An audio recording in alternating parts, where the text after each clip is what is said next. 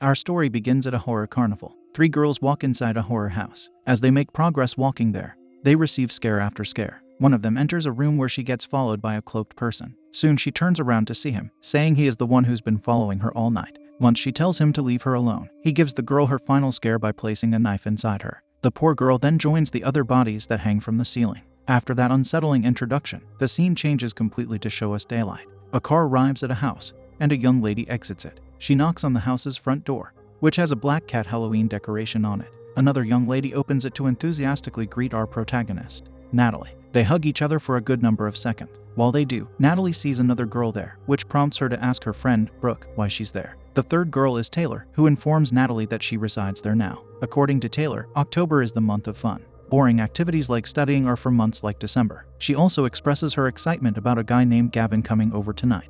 This is a girl who doesn't hold back her thoughts. She speaks her mind in somewhat vulgar ways. Later, Natalie is in her room talking to Brooke about Taylor. Brooke wants her to know that no one could replace Natalie. She also says that tonight, Taylor will be with them, but afterward, it will be just the two. Unless Natalie wants some alone time with Gavin. Brooke tells her he got them VIP passes to a place called Hellfest. Natalie doesn't know what that is, so Brooke excitedly gives her a general outline. Basically, it's a traveling horror show. Natalie doesn't seem to share her friend's level of excitement. She becomes slightly more excited when she learns Gavin has been asking about her. This causes Brooke to try imitating his voice, using it to say some good things about Natalie as if she were Gavin. Yet Natalie doesn't believe he truly said some of them. After a few more exchanges, Brooke says it's Halloween, the one special day when they are allowed to behave like Harlot. Then a guy enters the room and is surprised to see Natalie there. He is Quinn, who soon gets told by Brooke that he needs to leave, for she needs about 10 minutes to get ready. The next scene has all four of them walking together at night, at the location of the Hellfest. Quinn tells Natalie he will protect her from getting murdered. This sparks a true story that Taylor brings up. She says a girl actually lost her life somewhere in a haunted house 1 year ago. Quinn adds that her body was found only after 3 days, because everyone thought she was just a prop. Following this unnerving story, he and Taylor make light of that heavy event because there's no need for them to be depressed tonight. Their Halloween night is supposed to be fun. Shortly after, they go through security measures to enter the Hellfest. There is a scary poster of a huge demon face welcoming everyone inside. Soon we see two guys standing somewhere. They get somewhat excited to see the rest of the group. Taylor runs to jump on one of them. He is Asher. Natalie hugs the other one, who is the aforementioned Gavin. He supplies the group with their VIP bands. This allows the night to begin for the 6 friends. The carnival has all sorts of costumed people walking around to deliver scares. Taylor comes to Natalie and Gavin, informing them that fear is an aphrodisiac. She reasons that it reminds one that life is short. Since an organism's purpose is to reproduce, fear heightens the desire to engage in that action. Natalie thanks her for that lesson with a middle finger. Once Taylor leaves, Gavin tells Natalie he is glad she came. He says it's been some time since they were together. After that, the rest of the gang joins them, with Asher saying it's time for drinks. At that moment, we observe an unidentified man going through the security checks before he enters Hellfest. There is a reason our attention was brought to him for a while. We switch back to the group as they drink somewhere, discussing how they want to spend this night. A certain place gets mentioned that raises Natalie's curiosity. She gets informed that it's the part of the park where the visitors are allowed to be touched. We then see the mystery man walking again. The sound has to be almost absent as he walks for us to get a feel of his seriousness. He puts on a mask and his hood. After he bumps into a girl, she behaves rudely toward him, thinking he's part of the attraction.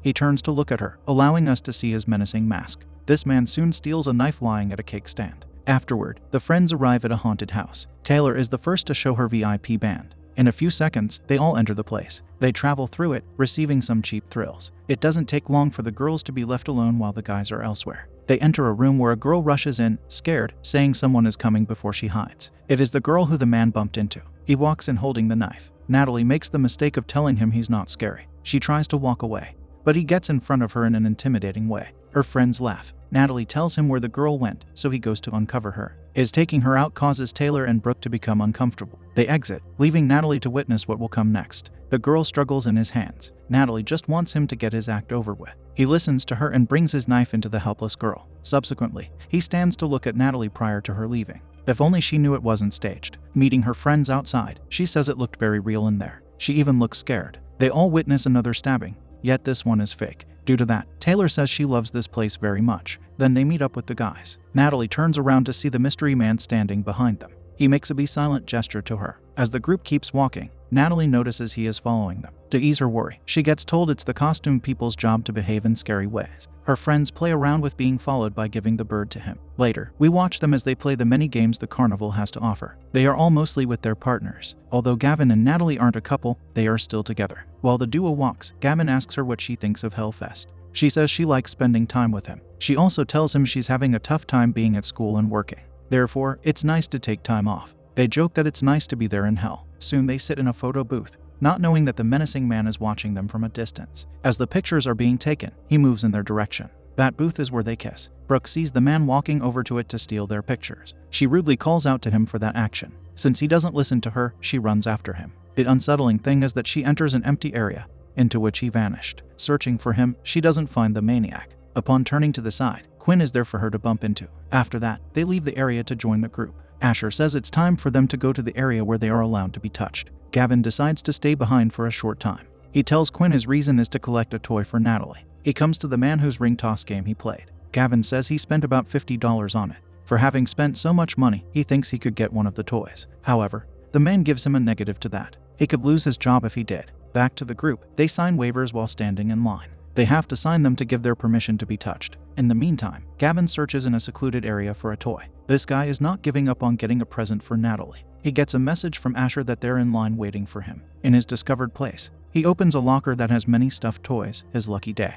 As he searches for the one he wants, we see someone walking there. He then collects his desired toy. Closing the locker, he finds the maniac silently standing there. It causes Gavin to tell him he shouldn't take his job this seriously. The maniac doesn't let him leave, prompting Gavin to say he can drop his act because they are alone. But the maniac doesn't listen to him. He knocks Gavin down, followed by slamming him with a huge mallet. The guy starts crawling away in shock. He gets hit again, before the masked criminal brings the mallet down on him in a final lethal blow. His friends wonder where he is. Gavin gets a call on his phone, allowing the maniac to collect it. He uses Gavin's finger to unlock the phone. Afterward, Natalie's friends start entering play carts with their partners. Yet she is forced to wait on someone who won't be coming to her. It's good that she decides to enter the cart alone, for Gavin won't be joining the girl. Though perhaps it's bad, because this event could be something she might regret taking part in. As the carts are riding along the tracks, we see her friends kissing their partners while she just sits alone. Soon she has to cover her eyes due to the thrilling ride. If only it was a sightseeing thrill. Unfortunately, it becomes more than that. Her cart starts malfunctioning until it stops. The lights also turn off. A red light turns on to take their place. Natalie sees someone standing in the distance and calls out to them. A voice from somewhere tells her there is a technical difficulty. She should remain calm until the ride gets fixed. Again, she tries talking to the person there, asking how long it will take. The voice tells her not to lose her head. At this point, Natalie attempts to remove herself from the cart, but it's not easy. Of course, the person with her is the maniac. She starts yelling for help. He approaches Natalie in her stuck state. Her friends now stand outside, hearing her screams. Eventually, her cart exits, allowing her friends to see the maniac sitting on top of it with her. She is alive. She isn't even hurt. Then they observe more people who look exactly like the maniac. There must be about 10 of them there. Quinn comments on how brilliant that is. Asher says they fake the ride breaking for single riders, so that one of the masked people climbs on to offer an extra scare. Natalie is not a fan of that, like her friends are. Too bad it was wasted on her. After that, she says she's waiting for Gavin. Asher breaks the secret by telling her Gavin is out getting her a toy. He soon starts engaging in a disturbing attraction that requires him to place his arm into a fake lifeless man's body to look for a map. In the process of doing it, he gets surprised by the fake body becoming animated. It scares Asher well, though he managed to pull out a map. As if that weren't enough, a costumed person suddenly picks Taylor up to run off with her. They can't complain, because this is what they signed up for. Following this, some people come to them who have bags over their heads. They want the group to come with them. Startled by these somewhat disturbing individuals, the gang walks with them into an area full of smoke. It's hard to see. This is good for the maniac, because he stands there undetected. Once the group gets brought elsewhere, the people who took them leave. From there, the friends split into two groups, the guy group and the girl group. The guys enter a place where they each get a flashlight. The girls enter a room where a scary figure gets up to chase them. So far, they're getting the better scare. However, there is plenty of time to change that. The guys enter a room where a fake lifeless girl lies on the bed. Supposedly, she got that way due to an overdose. Asher reaches for a syringe beside her, yet she doesn't let him have it, scaring him. Back to the girls. They enter a room where smoky green light shines above them. A grotesque hand reaches down from it to frighten Brooke. They then enter a room that has a numerous amount of hands sticking out from the walls. It prompts them to cautiously make their way through the area. But Taylor is not cautious enough. She has her back turned to the hand that touches her. She becomes scared, and many hands now start touching them. Taylor escapes with Brooke out of fear. A door shuts that forces Natalie to go elsewhere. In their area, the The guys notice their flashlights have expired. Asher says it's likely part of the gimmick. Gimmick or not, the scares don't stop because they discover a train right behind them starting to slowly ride toward them. They are left with no choice except to run away. Natalie finds herself in a room with props of lifeless remains of people. There, she encounters the dreadful maniac again. She looks at his menacing mask behind plexiglass. As he puts his fist on it, she gets scared to the point of trying to escape. The door opens for her, allowing the girl to meet her friends outside. She anxiously informs them the maniac was there with her. Asher is the only one not there. He's still inside, yelling out to Quinn. He looks around the place he is in, discovering fake lifeless bodies. Then he shines his light on the maniac, who quickly brings Asher down. The masked man takes out a syringe to start bringing it down on the poor, unsuspecting guy. This was supposed to be a fun time. Unfortunately, the maniac overpowers Asher's resistance and inserts the syringe into him, turning Asher into the first real lifeless body in that room. Outside, a green monster comes to spit fluid on Natalie. This makes her and Brooke occupy a washroom. There, Brooke says she worries about Natalie. She also loves her. Natalie apologizes that she hasn't been around lately. She proposes they both go to Spain. This proposal excites Brooke. When she leaves, Natalie continues to wash her hair. While she's drying it with her eyes closed, the maniac appears near her. He reaches his hand out to the girl without touching her. Afterward, he's suddenly not there anymore. Entering a stall, Natalie gets on her phone to message Gavin. Upon sending it, she hears Gavin's phone receiving the message. She probably thinks he's there playing with her. She soon sends another message, now hearing the receiving sound loudly. Beneath the stall, she sees shoes stepping right near the door. Of course, it's the maniac, who starts rattling the door. The frightened Natalie wants him to know that she's calling the police. Alas, we see her phone telling her the call has failed. Her only option becomes to crawl under the stall to an adjacent one. Once she does, the rattling stops. She has a moment to collect herself. It doesn't last too long, because his hand reaches down from her previous stall to grab her head. Thankfully, she manages to escape. Natalie rushes to Brooke to inform her of the situation. The next thing we see is a security guard checking the stalls with the girls. He tells them they are empty. Of course they are empty. Does he not know that people can flee from places? He also says that if she's not hurt, there is nothing he can do. She did, after all, sign a waiver stating she can be touched in this place. After she describes the maniac, the guard tells her she just described 15 people who work at Hellfest. Furthermore, he informs Natalie that he gets many complaints like hers every night. Then Brooke finds the photos of Natalie with Gavin. It is the guard's opinion that Gavin is messing with them. Before he goes, he reminds them they came there to be scared, so their complaints are senseless. This leads to the girls running out to Quinn to inform him they have to leave. They also ask where Taylor is. Quinn says she volunteered for something, and points to a stage with a microphone. In a few seconds, several cloaked people bring in a man on a chair wearing fancy clothes. He welcomes the crowd as children of the night. Afterward, he enthusiastically questions the people if they are ready to enter the world of darkness. They cheer for it, but for the gates of hell to open, a virgin's blood must be spilled. At that moment, Taylor shows herself. She tells the man she isn't what he wanted, in addition to being a heavy sinner. He menacingly replies that she has to pay for her sins with her head. The executioner gets called, a person wearing the expected black cloak. The crowd watches Taylor getting placed into the guillotine. Natalie watches too, yet something is not right for her. She notices the executioner has the same shoes as the maniac. This causes her to start running to save her friend.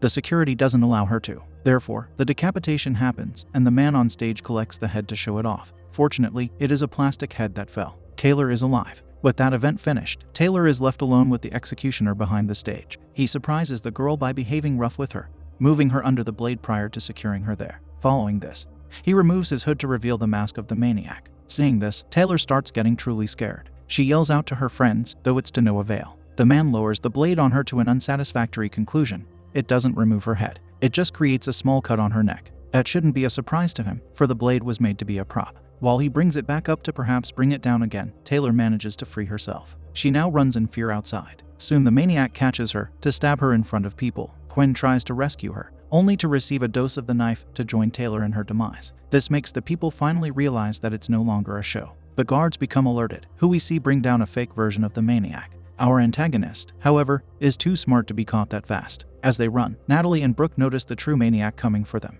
They end up entering a house that has bodies hanging from the ceiling. It doesn't take long for him to enter too. Lucky for him, he quickly finds an axe stuck inside a prop body. The first thing he does with it is break the handle on the front door. The girls hide in a room until they see the maniac's shadow passing through. That is their cue to exit, along with quietly backtracking to the entrance. When they get there, Brooke sees the removed handle, prompting her to panic. Natalie has to assure her friend that they can go through this maze, so they get to it. The duo tries to collect weapons in a room, but they are all fake. Somehow the maniac got lucky with his axe. What they resort to wielding is a simple stick. Their next room has many dolls inside. The atmosphere is thick with fear, as they don't know where the man is. We see him hiding creepily among the dolls. Once Natalie turns around, he gives a surprise attack by cutting Brooke's leg with the axe. Natalie retaliates by knocking him down with the stick. They then enter a room with many black mannequins with white masks on. It is so dark there that it looks like the masks are floating. The maniac walks inside, searching for them. Hiding among the mannequins, the girls will be hard to detect. After slowly walking around for a while, he suddenly hacks at a mannequin that he thinks is one of them. It isn't, which allows Natalie to come out and slam him with a stick. She gives him several strikes before her weapon breaks. At that point, he gains the upper hand to kick her down.